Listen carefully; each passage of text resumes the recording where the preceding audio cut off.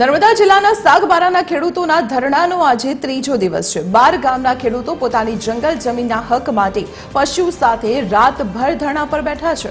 સાંસદ મનસુખ વસાવાએ ગઈકાલે રાત્રે ગાંધીનગર ખાતે મુખ્યમંત્રી ભૂપેન્દ્ર પટેલને મળીને સમગ્ર ઘટનાથી માહિતગાર કર્યા હતા। મુખ્યમંત્રીએ વન મંત્રી અને ફોરેસ્ટ વિભાગ સાથે ચર્ચા કરીને યોગ્ય નિર્ણય લેવાનો દાવો કર્યો છે। મુખ્યમંત્રીને સાંસદ મળ્યા, પરંતુ હજુ સુધી તેનો કોઈ નિકાલ નથી આવ્યો।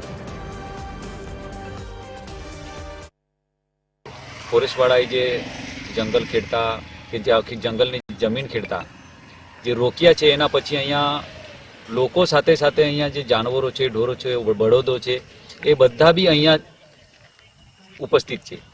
તો એમના માટે બી એક પ્રશ્ન ઉદ્ભવે છે, એમને પાણી પીવડાવવા માટે, એમને ચારો ખવડાવવા માટે। જો કદાચ આ જંગલની જમીન જો ખેડવા નહીં દેશે તો આ જાનવરો શું કરશે? એમણે શું ગુનો કર્યો છે?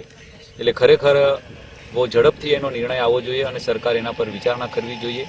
ક્યાં સુધી આ લોકો બેસી રહેશે? અહીંયા માનનીય મનસુખ દાદા સાંસદ શ્રી એમના આગેવાની હેઠળ અમે ગઈકાલથી સાંજે અહીંયા ખોપીના સીમાડામાં અમે ધરણા પર બેઠા છે અને આજે મનસુખ દાદા, માનનીય સાંસદ શ્રી તેમજ ડૉક્ટર દર્શનાબેન, ધારાસભ્ય તેમજ ડૉક્ટર દયારામ વસાવા સાહેબ તેમજ અન્ય આગેવાન અહીંયા ઉપસ્થિત થયા હતા। ત્યારે આજે અમારું ધરણા કાર્યક્રમ છે તે આવનાર સમય સુધી, જ્યાં સુધી અમારો સરકાર નિરાકરણ નહીં લાવી આપે ત્યાં સુધી અમે આ ધરણા અમારું ચાલુ જ રહેશે।